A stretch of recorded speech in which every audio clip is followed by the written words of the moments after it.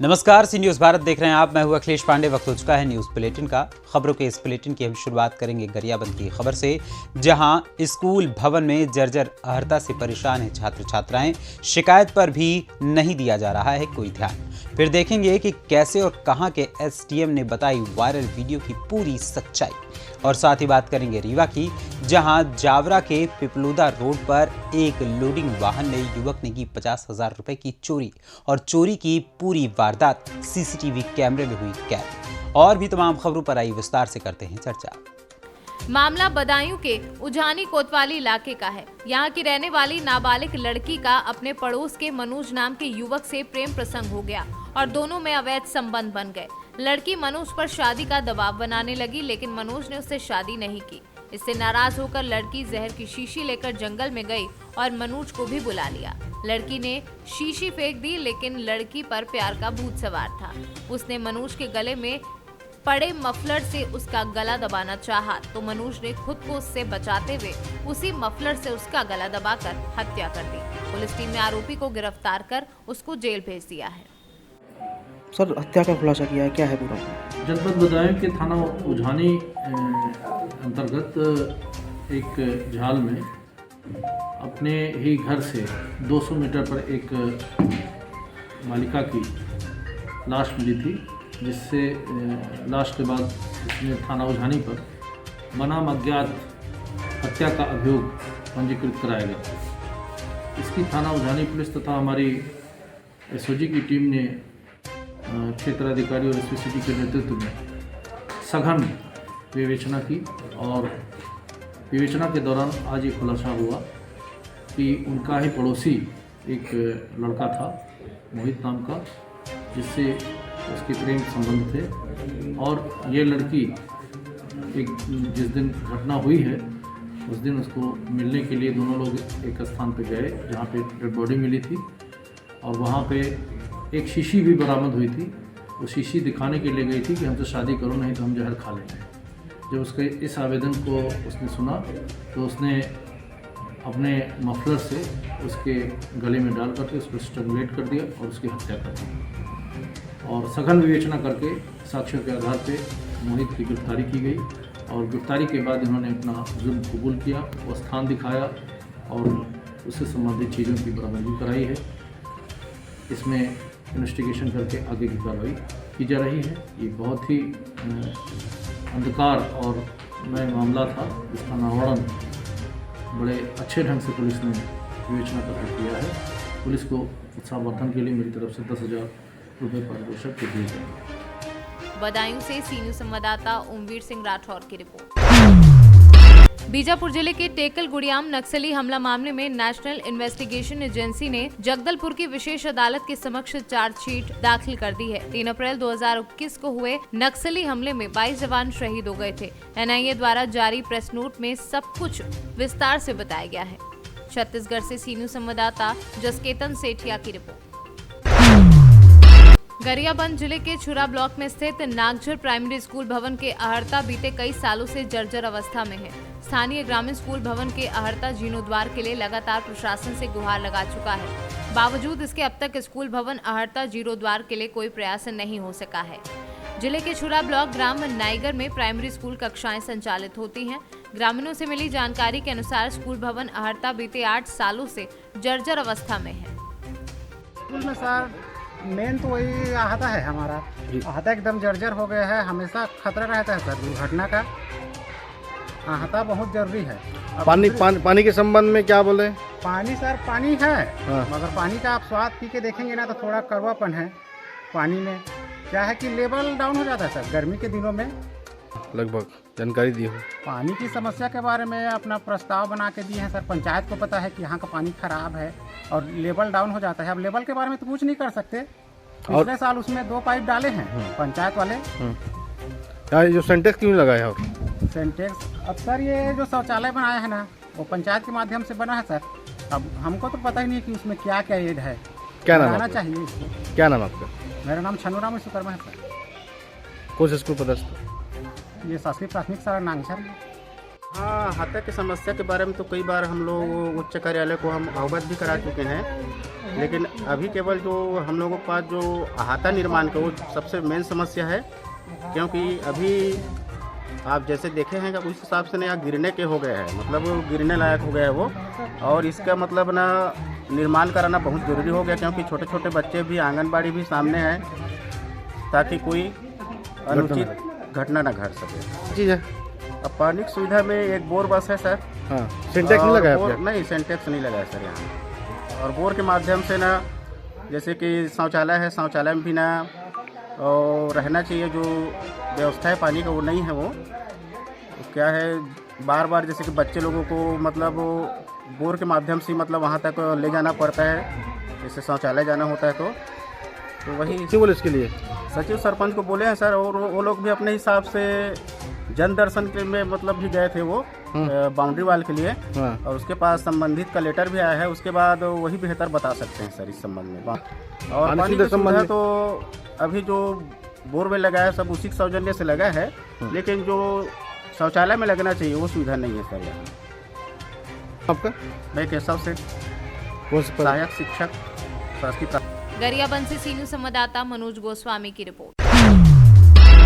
खबर एमपी के जावरा तहसील की है, जहां गुरुवार को एक वीडियो काफी वायरल हो रहा था, जिसमें एक महिला अस्पताल में बैठकर रो कर कह रही है कि मेरे साथ तहसीलदार पटवारी और एसडीएम ने मारपीट की है, मुझे बाल पकड़कर डंडों से मारा है। शहर थाना और आईए थाने की पुलिस आई थी और इस वायरल वीडियो का स्पष्टीकरण करते हुए जावरा एसडीएम हिमांशु प्रजापति ने तत्काल प्रेस वार्ता की, जिसमें एसडीएम ने स्पष्टीकरण करते हुए पूरे मामले का सच बताया।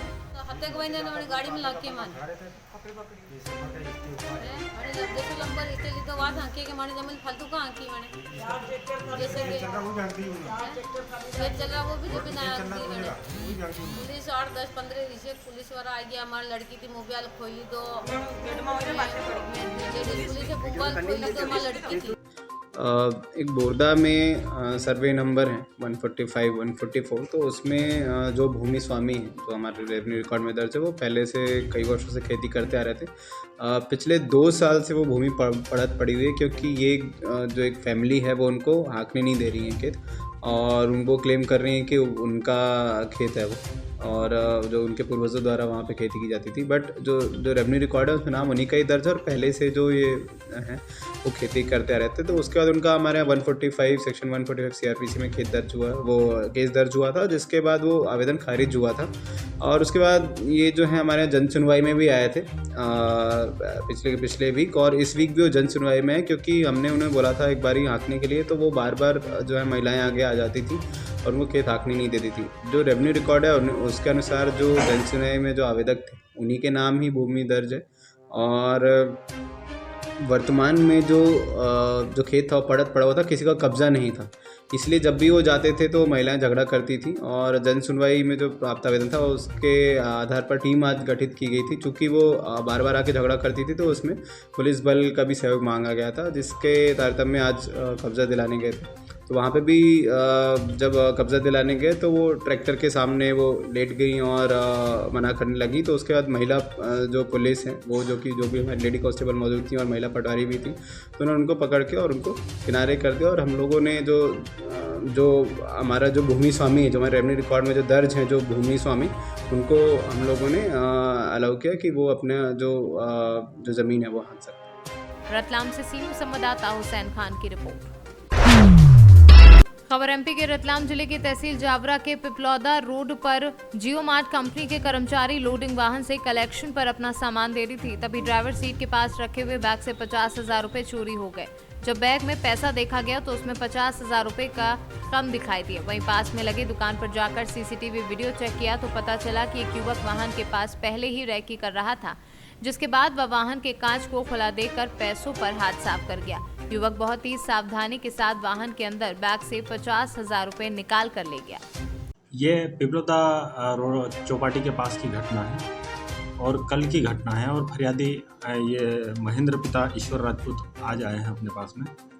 इन्होंने रिपोर्ट किया है कि कल जो जियो मार्ट कंपनी में डिलीवरी एसोसिएट के पद पर ये कार्यरत है, उसके संबंध में राशि कलेक्शन करने आए थे। वहाँ पर ये गाड़ी में खुले शीशे उसके अंदर बैग रख करके और ये काम के लिए कहीं चले गए। इसी दरमियान जो है इनके बैग से जो है लगभग 50,000 रुपये निकलने की शिकायत आई है।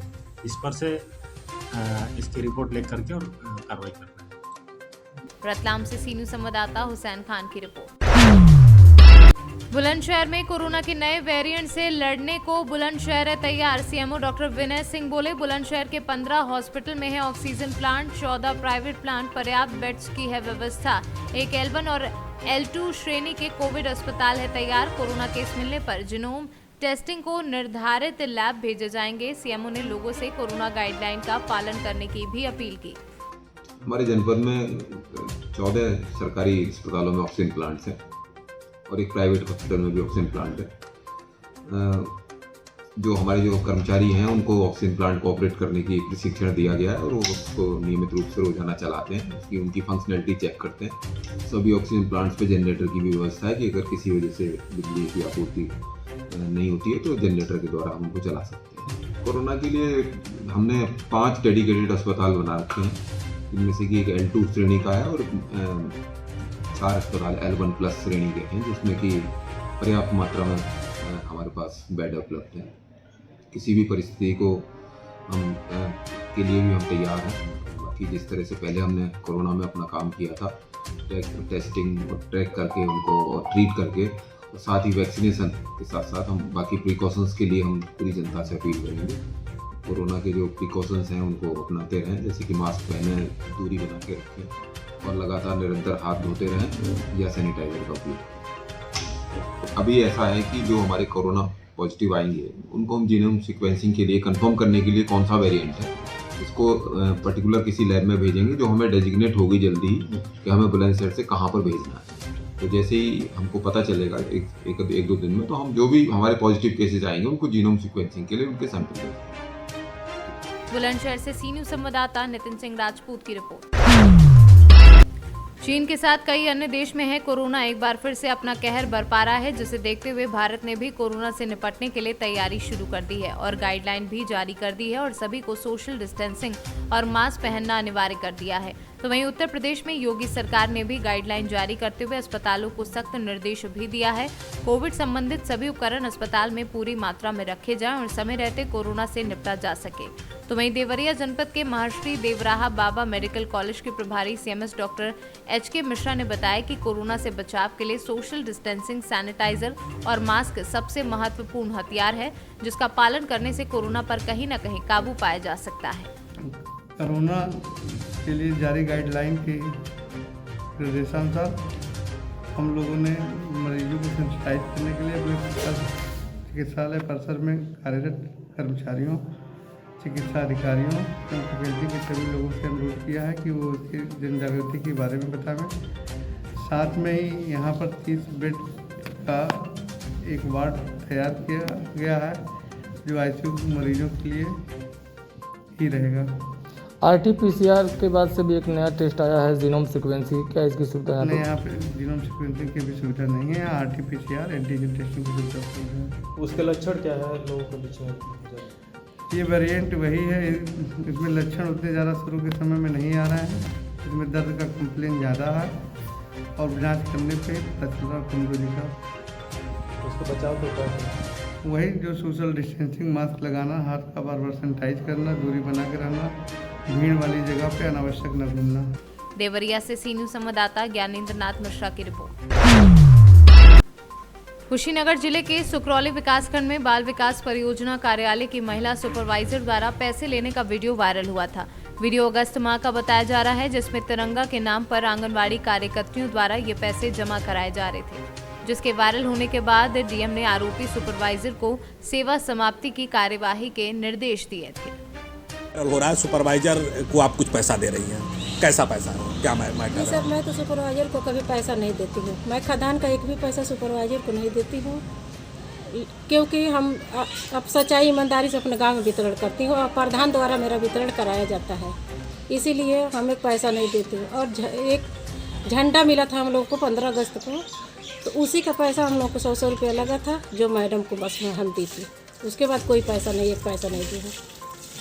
झंडा के लिए पैसा लगा था? जी, झंडे के लिए लगा था। वो DPO सर भी लगाए थे, CDPO सर भी बोले थे कि आप लोगों का 100 रुपया देना पड़ेगा और सहायिकाओं का भी 100 रुपया। 3 झंडा हम लोगों को मिला था, उसी का पैसा बस हम दिए हैं। क्या नाम आपका? आशा देवी।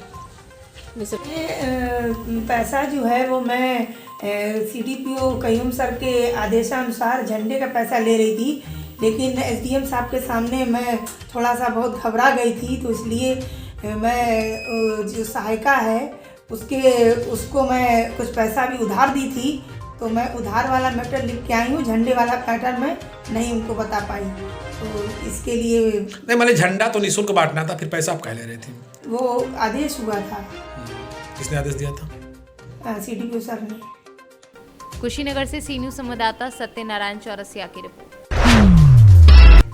उत्तर प्रदेश में कोरोना के नए वेरिएंट के खतरे को देखते हुए शासन ने गाइडलाइन जारी कर दी है। वहीं शासन के आदेश अनुसार कोरोना से बचाव के लिए सभी जिलों को अलर्ट होने के आदेश दिए हैं। उसी अलर्ट मोड को लेकर महोबा में कोरोना के नए वेरिएंट से बचाव के लिए पुख्ता इंतजाम किए जा चुके हैं। Mahoba CMO doctor DK Garg ने सभी अस्पतालों को पुख्ता इंतजाम करने और सुरक्षा बरतने के आदेश दिए हैं। हमारे जो पड़ोसी देश चाइना है, वहाँ पर इस समय ओमिक्रॉन वेरिएंट BA.7 इसका ज़बरदस्त प्रकोप हुआ है, और भी कुछ देश हैं वहाँ पर बढ़ा है। पिछली बार भी जब कोविड की जो पहली लहर आई थी उसकी भी शुरुआत चाइना से हुई थी। चाइना में जो पहला केस रिपोर्ट, चाइना में जो केस ये जब बीमारी फैली थी तो करीब 40 दिन बाद इंडिया में पहला केस आ गया था। तो इस समय हमको ये संभावना व्यक्त की जा रही है कि चाइना हमारा नेबर कंट्री है, तो वहाँ से हमारे देश में भी ये निश्चित रूप से आएगा। तो इसके लिए हम लोग पूरी तैयारियां कर रहे हैं, पूरे प्रदेश में तैयारियां हो रही हैं। मेरे द्वारा भी जनपद महोबा के लिए पूरी तैयारी की जा रही है। आज मैंने ICCC जो एक्टिव था उसको रिवाइव कर लिया है, सारे उसमें ICCC के जितने फ़ोन से सबको चेक करा लिया है। मेरा जो L2 हॉस्पिटल श्रीनगर है, वहाँ पे मैंने जो ऑक्सीजन प्लांट है उसको मैंने चेक करा दिया है, बिल्कुल फंक्शनिंग है। वहाँ पे जितने वेंटिलेटर सब काम कर रहे हैं। इसके अलावा जितनी मेरी CSC हर एक 30 बेडेड कोविड हॉस्पिटल है, उनको मैंने ऑर्डर्स कर दिए हैं। वहाँ पर दवाइयाँ, मास्क सब पर्याप्त मात्रा में है। इसके अलावा मैंने रोस्टर बनवा दिए हैं, आज मैंने रोस्टर भी बनवा दिए हैं कि इसमें किसकी कहाँ ड्यूटी लगेगी। ऑक्सीजन कंसनट्रेटर है वो मेरे सारे एक्टिव हैं, उनको मैंने दोबारा चेक करने के लिए कह दिया है। ऑक्सीजन सिलेंडर्स मैंने देख लिया है, जो खाली है उनको मैं कल भरवा लूँगा। इस समय हम पूरे एक्टिव मोड में है कि अगर बाई चांस चाइना से ये इन्फेक्शन हमारे देश में आता है तो हम इससे किसी भी तरीके से लड़ने में सक्षम हों। सबसे बड़ा प्लस पॉइंट ये है कि हमारे देश में कोविड वैक्सीन के 3 राउंड हो चुके हैं और लगभग सारे देशवासियों के अंदर इसके कोविड के लिए जो एंटीबॉडी डेवलप होना थी वो तब पर्याप्त मात्रा में मौजूद है। तो मुझे नहीं लगता अगर हमारे यहाँ इन्फेक्शन आएगा भी हमारे देश में तो हम लोगों को कोई परेशानी होगी। फिर भी हमारी तैयारियां पूरी है, हम हर तरीके से तैयार हैं। इसको जो पुराना इसका स्ट्रेंथ था उससे 10 गुना ज़्यादा तेज़ बताया जा रहा है, लेकिन उस स्थिति में और आज की स्थिति में बहुत अंतर है। उस समय वैक्सीनेशन नहीं हुआ था तो उसकी वजह से हर व्यक्ति इससे संभावित हर व्यक्ति किसी न किसी तरीके से ऐसा लग रहा था कि इससे नुकसान उठाएगा। इस बार ऐसा कुछ नहीं लग रहा है, लेकिन जो हम इस वेव को कह रहे हैं जो कि संभावित 4th वेव ही कही जाएगी, इसके लिए हम लोग कमर कस चुके हैं। और क्योंकि हमारे सारे देशवासी सब लोग इस 3 चरणों की वैक्सीनेशन करवा चुके हैं, मुझे नहीं लगता है कि इससे कोई बहुत बड़ी यहाँ पर कोई तबाही होगी, हम लोग मैनेज कर ले जाएंगे। महोबा से सी न्यूज संवाददाता राहुल कश्यप की रिपोर्ट। रेवाड़ी जिला परिषद के जिला प्रमुख की कुर्सी पर राव इंद्रजीत के आशीर्वाद से मनोज यादव निर्विरोध रूप से जिला प्रमुख बन गए। वहीं उप जिला प्रमुख के लिए वार्ड नंबर 18 से नीलम यादव चुनी गई। कुल 18 वार्डों में से 14 वार्ड के पार्षदों ने मनोज यादव और नीलम यादव का समर्थन किया।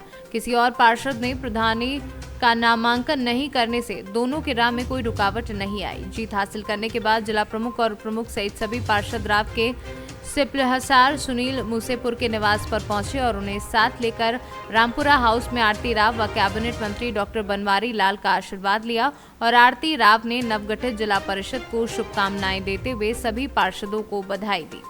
सर एक बार फिर बीजेपी का जिला प्रमुख बना है आप लोगों सबसे पहले तो मैं जो हमारा बीजेपी समर्थन से जो चेयरमैन बना है मनोज, उसको बहुत बहुत बधाई देता हूं और सभी पार्षदों को बहुत बहुत बधाई देता हूं। और माननीय राव इंद्रजीत सिंह जी के समर्थन से सभी पार्षदों ने एकजुट होकर के निर्विरोध चेयरमैन और वाइस चेयरमैन चुने हैं, इसकी उनको बहुत बहुत बधाई।